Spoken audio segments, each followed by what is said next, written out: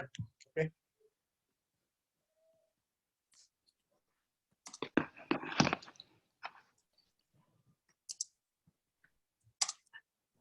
Ya, terlihat ya?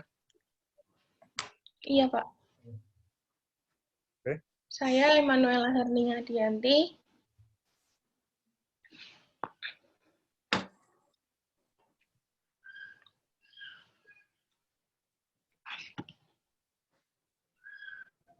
Saya Aurora Putri Chandra Mardani dengan NIM 1908-199. Saya Fauzan Ramadan dengan NIM 1908-112. Saya Doras Juwita Siregar dengan NIM 190810043. Saya Maria Adriani Mahatukan, NIM 1908-10375. Saya Haris Nurizaldi dengan NIM 190810546.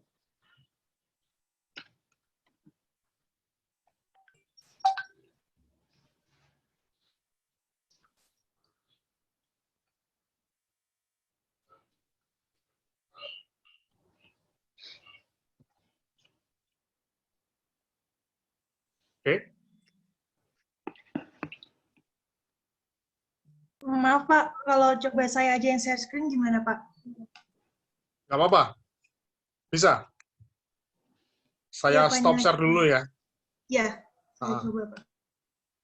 Oke, silakan.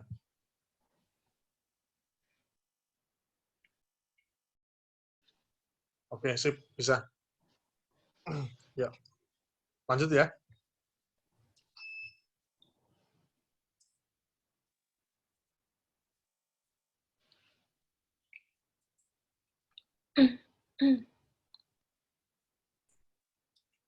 Oke, saya lanjut materinya tentang barbershop. Barbershop adalah salon kursus untuk laki-laki. Berbeda dengan tukang pangkas rambut pada umumnya, barbershop mempunyai fasilitas yang cukup lengkap untuk digunakan, serta layanan yang lebih nyaman daripada tukang pangkas biasa. Banyak yang ditawarkan berupa produk rambut yang bagus dan gaya rambut yang kekinian. Adapun target market dari barbershop sendiri adalah target market itu adalah sasaran utama market barbershop adalah laki-laki. Jasa ini ditunjukkan untuk anak-anak usia di atas 2 tahun hingga dewasa ataupun lansia. Dari mulai anak-anak, pelajar, mahasiswa, pekerja, bapak-bapak, hingga kakek-kakek dapat menggunakan jasa barbershop ini. Selanjutnya, materi akan dibawakan oleh teman saya.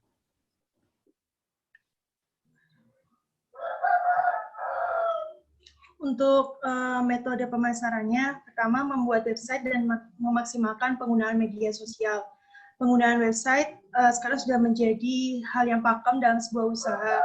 Selain membantu calon usaha, adanya website secara tidak langsung akan meningkatkan prestasi dan juga kepercayaan khalayak terhadap sebuah brand. Dengan media sosial yang sekarang jumlahnya penggunanya semakin menggila pun, bisa dijadikan untuk mengupdate kegiatan barbershop kita secara setiap harinya via Instagram dan juga Facebook. Dengan membiarkan pelanggan kita melihat story dan jangan lupa untuk kita mengamati bagaimana juga respon pelanggan kita melalui media sosial. Kedua, membuat tema yang unik untuk barbershop. Dengan selain tempat untuk menata rambut, barbershop kita juga bisa dijadikan sebagai tempat bagi para pelanggan untuk menikmati pengalaman yang khusus. Sebagai contoh, ada sebuah salon di Texas misalnya, menawarkan bir gratis serta desain interior yang menyasar para penyuka olahraga, musik, dan film. Dengan tema-tema yang unik ini, barbershop kita juga akan menjadi lebih mudah diingat dan membuat orang ingin datang lagi, bahkan merekomendasikannya pada orang lain. Ketiga, memberikan promo khusus. Sebagai contoh, sebuah barbershop premium di Medan menawarkan promo unik, yaitu sebagai berikut. Sebagai contohnya, 1 kali potong rambut dapat gratis sisir. Ada lagi juga yang menjual pomade dan memberikan bonus sekali potong gratis setiap pembelian 2 pomade.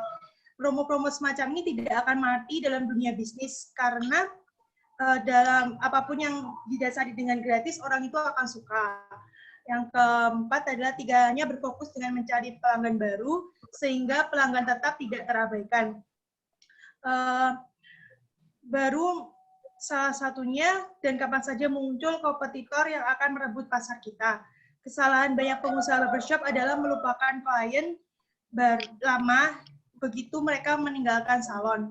Padahal daripada mencari pelanggan baru yang belum pasti, mempertahankan pelanggan yang sudah ada cenderung bisa membuat usaha kita lebih stabil. Lantas bagaimana cara untuk membuat pelanggan kita tetap terkait pada kita? Bisa dengan caranya kita meminta nomor HP ataupun email mereka, dan kita bisa mengirim update dan promo-promo secara berkala, seperti promo menarik dengan memberikan update pangkas 5 kali, gratis sekali potong, yang akan membuat mereka tertarik untuk datang lagi ke tempat kita. Untuk kelebihan dan kekurangannya akan disampaikan oleh teman saya. Baik, sebelumnya terima kasih.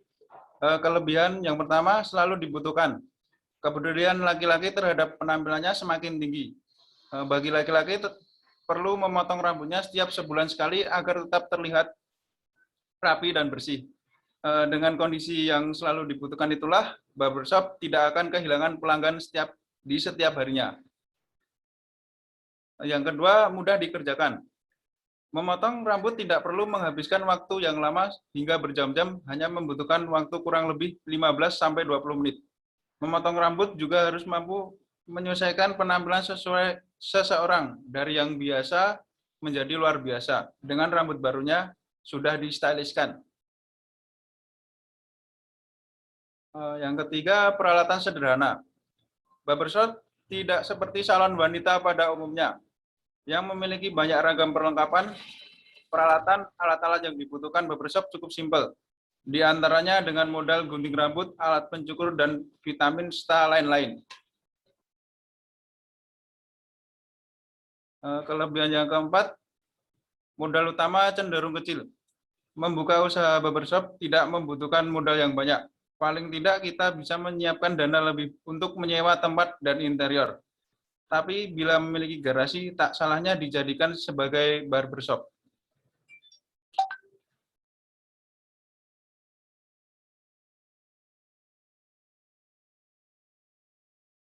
Baiklah, saya akan melanjutkannya. Yang kelima, dapat menjadi usaha sampingan. Usaha barbershop bisa kita jadikan sebagai bisnis sampingan di luar dari status kita yang bekerja. Jam buka barbershop bisa disesuaikan dengan jam pulang kerja wajib kita. Jadi di sini barbershop itu bukan menjadi pekerjaan utama kita, melainkan bisa menjadi karena itu hobi, sehingga karena hobi itu kita memilih untuk membuka usaha sampingan untuk pendapatan kita.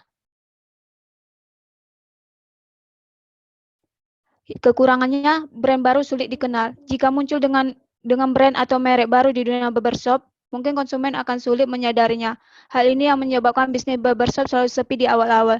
Namun jika pemilik barbershop pandai dalam marketing dan pemasaran, maka dalam beberapa waktu seharusnya bisa menarik perhatian konsumen. Di sini kekurangannya, brand baru sulit dikenal karena brand baru itu perlu mencari customer-nya atau konsumennya agar mereka tertarik dengan barbershop kita. Akan dilanjut oleh teman saya, Maria. Baik, kekurangan yang kedua, itu persaingannya ketat. Kita harus memiliki ide, inovasi, karena persaingan di barbershop sangat ketat. Barbershop mulai dari dengan biaya murah hingga barbershop super mahal, sudah banyak di berbagai daerah. Yang ketiga, belum memiliki pelanggan. Bagi pemula yang membuka barbershop, pelanggan adalah yang paling istimewa. Dengan begitu, kita harus menarik pelanggan dengan berbagai cara agar tertarik berkunjung ke barbershop kita. Yang keempat, belum memiliki pengalaman di bidang barbershop. Jika kita ingin membuka usaha ini, setidaknya kita harus tahu paling simpel dalam menata rambut. Dengan mengikuti kursus, atau kita bisa merekrut karyawan yang mengerti soal tatanan rambut yang rapi dan sesuai dengan keinginan pelanggan. Jika kita tidak tahu soal tatanan rambut, maka sesekali kita jangan pernah mencoba. Sekian dan terima kasih. Oke, terima kasih buat kelompok 8. Oke, kita sambil ngobrol aja ya, teman-teman ya. Ini juga contoh produk jasa usaha yang memang lagi tren 5 tahun terakhir ya. Jadi munculnya barbershop, ya ini juga ada karena pergeseran budaya yang ada. Nah, oke, saya pengen tahu ke Mas Haris. Ya, Pak. Ini yang cowok soalnya sama Mas Haris sama Mas Fauzan. Mas Haris asal mana, Mas? Magelang, Pak. Magelang. Magelangnya pun jenengan. Mertoyudan. Oh, Mertoyudan masih di anu lah ya, masih di kota ya. Ya. Dekat Artos ya, Mas. Oke, Pak. Oke, Mas Haris, potong rambut di mana, Mas? Kamu, Mas? Di dekat SMA ATN, Pak. Oh, di Magelang. Istilahnya itu di tukang cukur rambut, barbershop, atau di bawah pohon? Di Di mana? barbershop. Di barbershop. Ya. Tahu, Mas, artinya barbershop sama tukang cukur, Mas Haris? Tahu bedanya nggak, Mas? Kalau barbershop tuh Hmm. lebih ke kayak salon khusus laki-laki. Oke. Kalau yang apa? Hah? Di bawah pohon itu ya sama aja, Pak. Tapi cuman yang beda tuh tempatnya, Pak. Tempatnya. Oke. Saya nggak tahu ya, misalnya bentuknya tempat yang sering Anda potong di situ seperti apa. Cuma kalau zaman-zaman tahun 90-an ya, orang pengen potong rambut, itu ya yang penting bisa motong ya. Ada tempat yang bisa motong, ada tukang cukurnya, selesai. Yang putri mungkin ya udah di salon yang sederhana, yang penting bisa motong, sudah. Nah, tapi makin ke sini, ini ada pergeseran budaya lagi. Ada pergeseran lifestyle, gaya hidup. Jadi orang mulai gengsi. Kalau misalnya potong rambut, cukur hanya di tukang cukur saja. Di sini ada yang dari Jawa Barat kayak teman-teman. Yang putri-putri ada yang dari Jawa Barat atau yang lain. Kalau di Jawa Barat ya, itu kan kota yang paling terkenal soal tukang potong rambut itu Garut. Benar ya? Jadi biasanya kalau ke kota besar, Jakarta sih biasanya, Jakarta, Bandung, itu kalau orang-orang yang sering potong rambut, itu biasanya lebih cocok kalau tukang cukurnya atau jasa potong rambutnya itu yang berasal dari Garut. Katanya sih, kalau orang-orang Garut itu motonya bagus, rapi, ya. Jadi banyak yang mereka lebih serak. Tapi sekarang sudah mulai berubah pergeseran. Jadi kalau di tukang cukur orang Garut, jangan disamakan seperti di barbershop. Ya, jadi kalau barbershop sekarang kan nggak cuma untuk potong rambut, karena juga menjual peralatan atau mungkin perawatan untuk penampilan cowok ya, terutama ya. Nggak cuma untuk cukur rambut, tapi juga untuk rames, untuk mungkin tato rambut misalnya, untuk refleksi, pijat, dan sebagainya. Jadi, dalam sebuah kebutuhan manusia, ini yang perlu dipahami sama teman-teman, ada kebutuhan primer, sekunder, sama tersier ya. Kalau kebutuhan primer, itu kebutuhan yang mutlak harus dipenuhi. Kalau misalnya nggak dipenuhi, itu ya akan terjadi suatu hal yang sangat membahayakan buat seseorang. Nah, biasanya, kalau kebutuhan primer, itu cepat lakunya, tapi saingannya juga banyak. Contohnya apa? Makanan. Bener nggak sih? Makanan itu bisnis yang aman. Orang butuh, ya. Orang lapar butuh makan. Setelahnya bisnis yang selalu ada konsumennya. Tetapi saingannya juga pasti banyak. Yang kedua, ada kebutuhan sekunder. Kebutuhan sekunder itu kebutuhan manusia yang dipenuhi biasanya kalau kebutuhan primer sudah terpenuhi.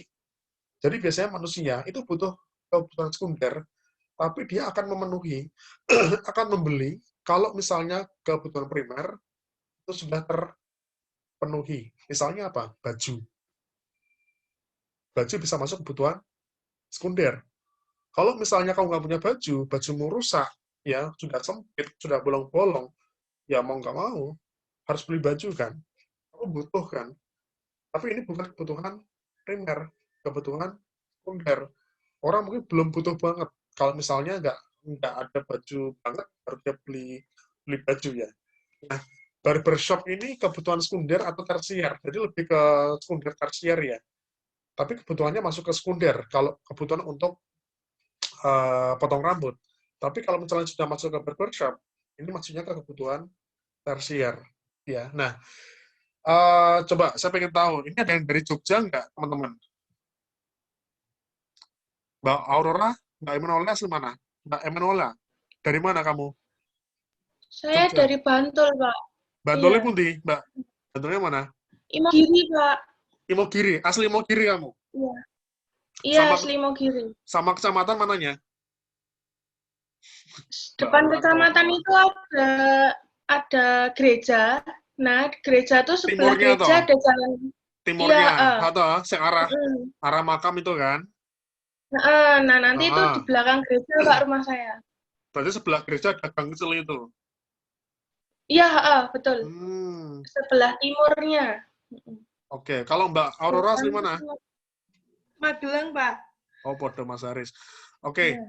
Mbak Emanuela, panggilannya siapa toh? Iya. Emma, Pak. Emma. Mbak Emma, gini, Iya, misalnya kalau Mbak Emma ingin mendirikan barbershop di kawasan iya. Kecamatan Imogiri, itu bakal laku nggak, Mbak? Laku, Pak. Laku, alasannya apa? Karena eh, yang Misalnya ya, paling menonjol ya, Pak. misalnya jenengan membuka barbershop, tahu Pasar Imogiri ya, Iya, di selatan Pasar Imogiri misalnya. Kira-kira bakal laku nggak, Mbak? Kalau membuka barbershop di sana? laku sih, Pak. Dasarnya apa? Karena dasarnya tuh yang pertama, itu tadi, Pak, pergeseran apa ya? Tren. Oke. Sekarang tuh menurut saya, kayak saya kan punya adik cowok ya, Pak ya. Jadi Oke. adik saya itu lebih memilih ke barbershop karena dia pengen hairstyle-nya tuh yang lebih apa ya, ngikutin tren Kekinian kayak lah gitu. ya. Sedangkan dulu langganan bapak saya itu kan potong rambut Madura. Oh iya. Iya, dari kecil adik saya selalu potong di sana dan hasilnya gundul gitu loh. Kayak gitu, Pak. Jadi dia tuh Oke. pengen kayak yang Selain apa ya? pergeseran budaya, kira-kira apa lagi Mbak Emma yang bisa potensi untuk bisa laku apa kira-kira? Selain pergeseran budaya Eh, ya. sebenarnya Kalau bicara karena pendapatan, kalau bicara pendapatan orang-orang di Mogiri gimana kira-kira? Karena kalau menurut saya tuh kita tahu masuk. ya, masuk. Ya, masuk karena Nah, sekarang rata-rata orang Imogiri itu sudah maju, Pak. Beda sama dulu, Pak. Kayak sekarang tuh mereka kan kerjanya di pabrik, di daerah lor gitu loh, Pak. Jadi kayak udah menuju ke arah, maksudnya pendapatannya ya lumayan gitu-gitu. Terus sekarang tuh yang namanya gengsi itu kan tidak bisa apa ya, Pak? Nah, Terbendung ya, Pak. Nah, itu pasti mereka tuh kayak, oh kalau orang sana kayak gini ikut gitu-gitu. oke. Untuk mendapatkan. Ini yang perlu juga ya, yang perlu diperhatikan juga ya bahwa sekarang banyak produk, banyak jasa yang muncul karena pergeseran budaya, tren. Iya. Misalnya ini, Iya. yang baru viral kemarin tempatnya Mbak Aurora. Mbak Aurora, jenengan Magelangnya di mana? Saya ini Pak, perbatasan di Salam. Setelah tempel. Oh ya, arah ke barat ya, dengan ya. Ya. Mbak Aurora, sudah nyobain McD yang di Magelang? Kebetulan waktu itu datang nggak ada drive-thru, jadi nggak jadi coba, Pak. Tapi tahu ya, McD yang Magelang ya, yang sebelahnya stadion Tahu, ya. Pak. Itu kan lagi viral, tahu ya, Mbak Aurora ya, sempat dibahas di beberapa artikel, di beberapa Instagram. Jadi, pada akhirnya Magelang punya McD, teman-teman. Karena ini sama halnya kayak di Klaten, teman-teman. Di Klaten tahu ya, ini yang dari luar Jogja, nanti next time main ke Magelang, main ke Klaten, udah kayak Jogja kotanya, udah mirip-mirip Jogja. Jadi di Klaten, itu ada KFC, kalau Anda tahu, dari Jogja ke Solo, nah lewat Tugu Adipura, lewat depan Pemkab Klaten, itu ada KFC yang sempat viral di Klaten, karena pada akhirnya orang Klaten punya KFC, teman-teman. Karena biasanya, kalau orang Klaten pengen KFC, itu harus ke Jogja, itu harus ke Solo. Dua kota besar yang terdekat. Karena selama ini dianggap Klaten itu kan kota yang dihimpit dua kota besar, sama aja kayak Magelang. Banyak kayak kota transit ya, Mbak. Jadi antara Jogja Semarang, dan dulu dianggap Magelang malah kota desa, kota terbelakang. Sampai akhirnya muncul Artos Mall. Oh ya, teman-teman Artos ya, itu mall paling happening Magelang. Jadi pada akhirnya orang Magelang punya mall. Artinya kan ada pergeseran budaya. Mbak Aurora, jangan senyum-senyum, Mbak. Saya belum pernah ke Artos, jangan-jangan. Jadi di Magelang, teman-teman, itu ada Artos. Ya, Artos itu satu grup sama New Armada ya, Mbak Aurora ya. New Armada itu otomotif ya. Letaknya benar-benar strategis, teman-teman, di persimpangan masuk kota Magelang. Jadi kita dari Jogja mau ke Semarang itu mesti lewat Artos Mall. Ya, jadi pada akhirnya ada pergeseran soal budaya, ada peningkatan soal penghasilan, tingkat ekonomi, tingkat pendidikan makin naik. Yang tadinya mungkin orang-orang Magelang kalau pengen ke mall harus ke Jogja, kalau pengen nongkrong mungkin harus sampai ke Semarang misalnya. Tapi sekarang orang Magelang pun bisa nongkrong di tempatnya sendiri. Sudah ada McD, sudah ada Artos, ya. Mungkin besok ada muncul-muncul brand baru. Mungkin besok di Magelang ada Ricis Factory, mungkin besok. Ya, kita nggak tahu. Ya. Di Jogja udah banyak ya. Udah pernah nyobain Ricis Factory. Ini di Jakarta kan udah lama banget sebenarnya. Tapi di Jogja kan baru muncul setahun terakhir. Ini di tempat arahnya Mbak Emma kan ada kan? Kok Ricis Factory. Apa Mbak? Yang deket Pleret tuh Mbak. Aku lupa. Temennya Ricis Pleret. Factory. Semacam Ricis Factory. Apa ya? Chicken apa-apa ya? Aku lupa. Itu juga nama brand besar sih. Tapi akhirnya muncul di Iya. Pleret. Ya, Pleret itu dulu daerah terbelakang, teman-teman. Sekarang di Mogiri sudah ada banyak, Pak, kayak gitu, chicken kayak gitu, sudah mulai banyak. Nah, artinya kan muncul brand-brand yang ini bisa dikatakan kebutuhan tersier, Pak. Yang tadinya orang kalau pengen cukur, ya wes nih tukang cukur wae lah, beres.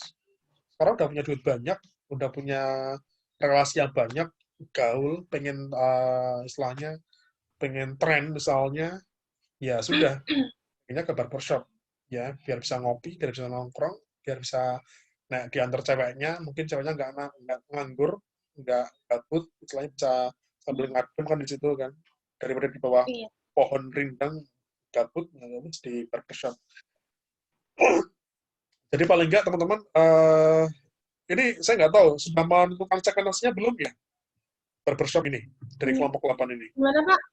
Sudah menentukan segmentasinya belum ya? Segmen pasarnya? Segmen pasarnya. Segmen pasarnya. Cuma Coba. Target market ya, Pak? Coba Mbak Emma. Di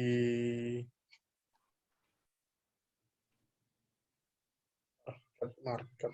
Wah, ini banget ya. Di gedein siapa? Di 24. Oke. Sasaran utama laki-laki, ya. Dari mulai anak pelajar, mahasiswa, pekerja, bapak-bapak, hingga kakaknya pada menggunakan jasa barbershop ini. Nah, ini berarti menurut kelompok 8 artinya sudah menyeluruh ya. Artinya tidak hanya dari segmentasi tertentu kan. Tidak hanya dari tingkatan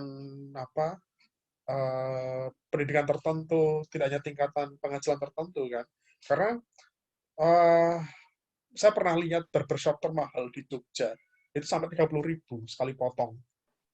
Ini aja saya baru potong. Ini di barbershop tapi ya barbershop biasa sih, cuma 15.000 aja.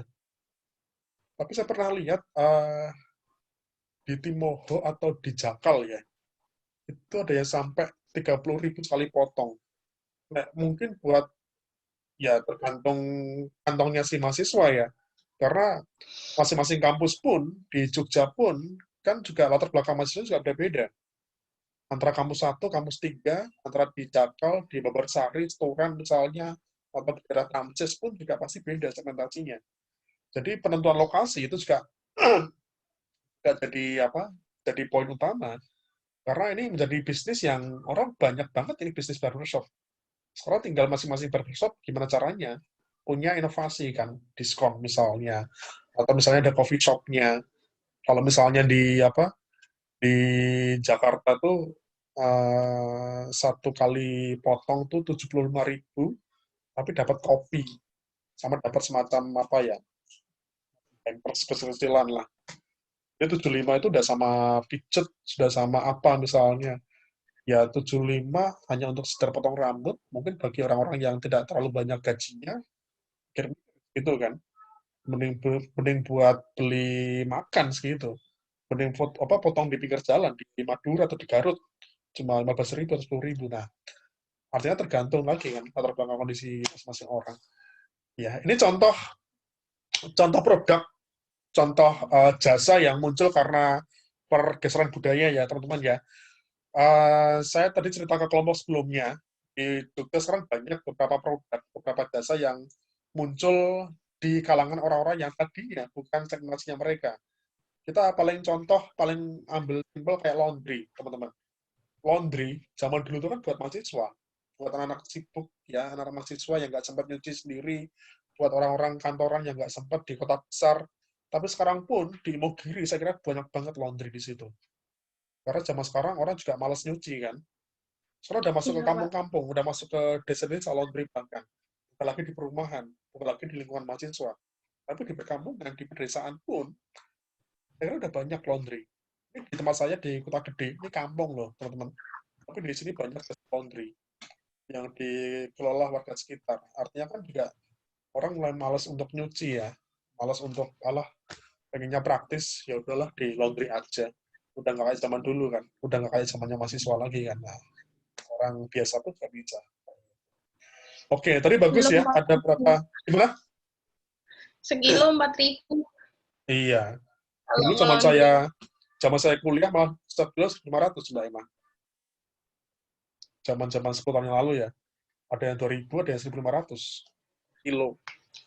Jadi dengan duit 1.500 udah dapat cucian dari setrikain kita kilo. Tapi sekilo juga berapa sih sekilo? Kalian cuma 2 setel baju kan? Sama jeans. Iya. Itu aja. Iya. Oke, tadi bagus ya teman-teman ya. Ada berapa inovasi ya. Sekarang lagi banyak memang kalau kita makan, kita pakai suatu produk, dicatat ya nomor teleponnya ya. Mas, Mbak, boleh minta nomor teleponnya? Ntar 3 hari kemudian ada promo, ada diskon, kita di WA biasanya. Terima kasih kakak, sudah pakai jasa kami, ini kita ada diskon baru nih. Nah, itu banyak banget yang sekarang modelnya kayak gitu.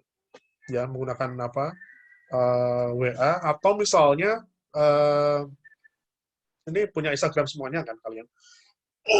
Sekarang banyak produk, banyak jasa, itu memanfaatkan Instagram. Jadi misalnya katakanlah Mbak Emma lagi privat nih di satu salon.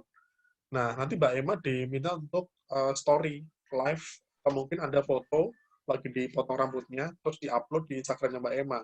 Itu dapat diskon biasanya. Ini juga lagi tren juga.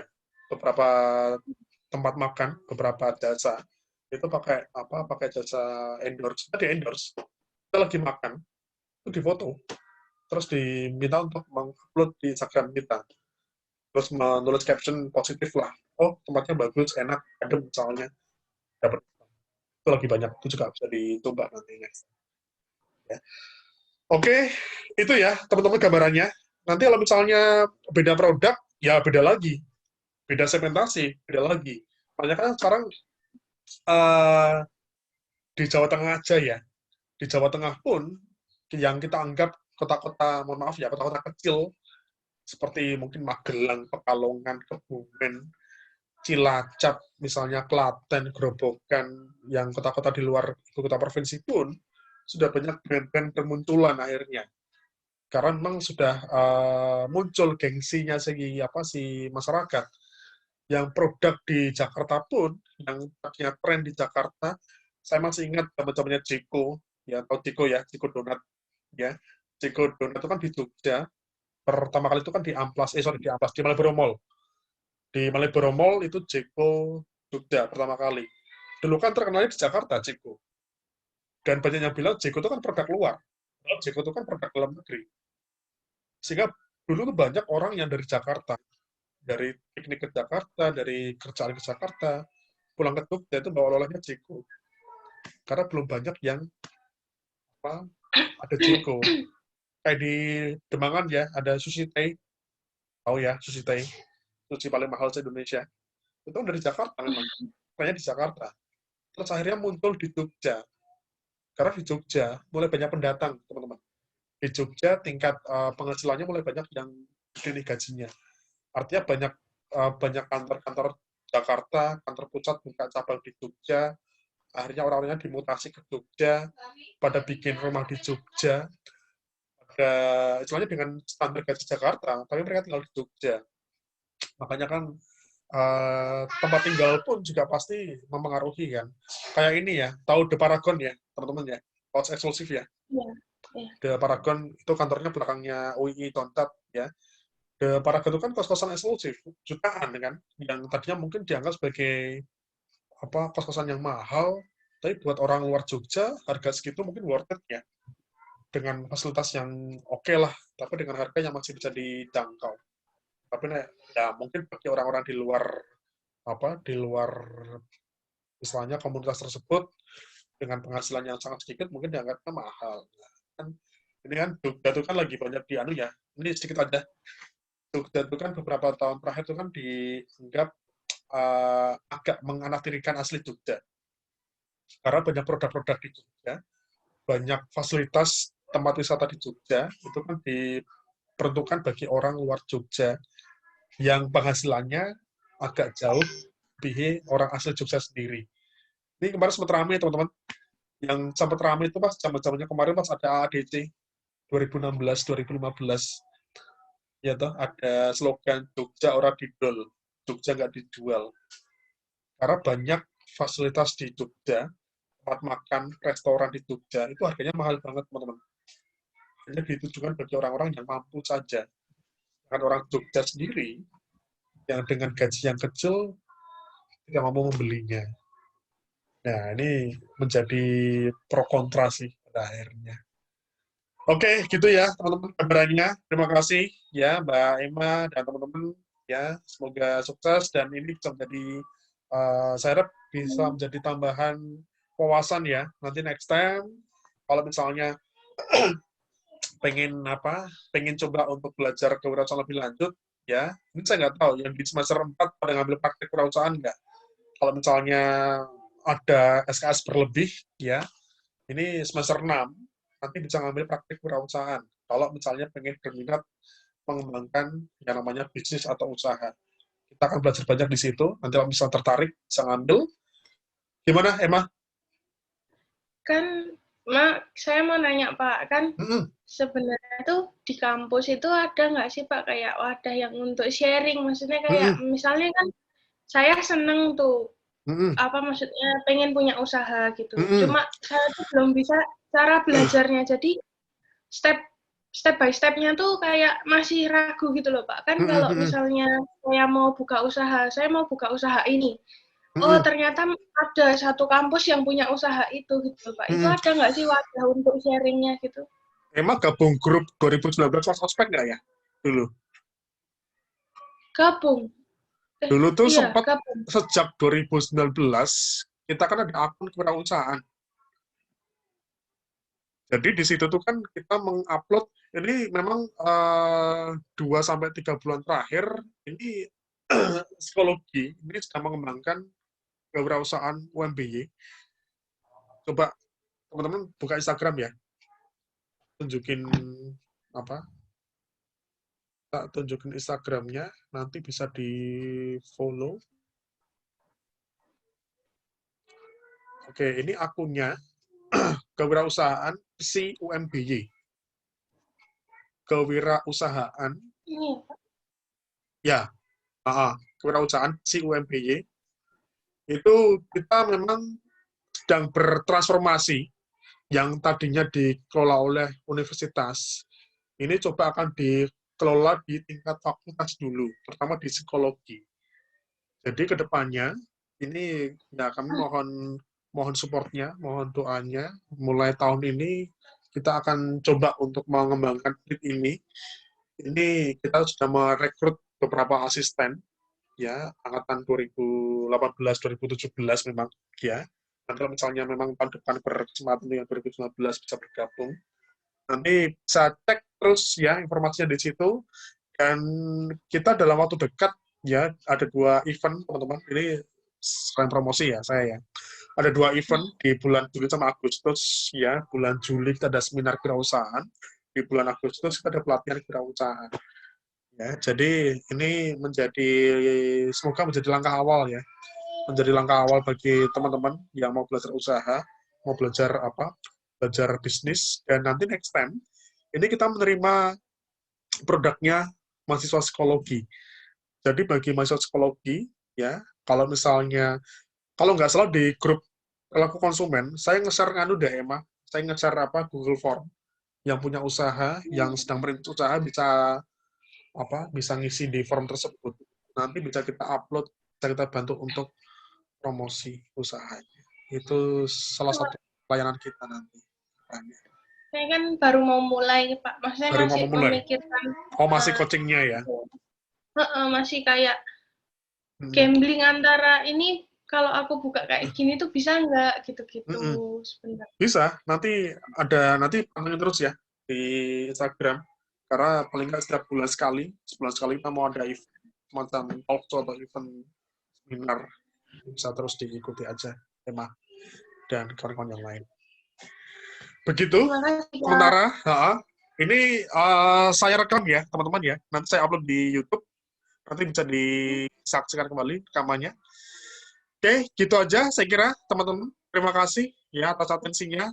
Sehat-sehat selalu ya. Selamat berbahagia selalu. Ya, semoga kita dipertemukan kembali di kampus ya. Kita sambil berdoa sama-sama ya, semoga sehat semuanya. Terima kasih semuanya. Sukses ya. Selamat siang. Assalamualaikum warahmatullahi wabarakatuh. Terima kasih, Pak. Oke, thank you. Waalaikumsalam warahmatullahi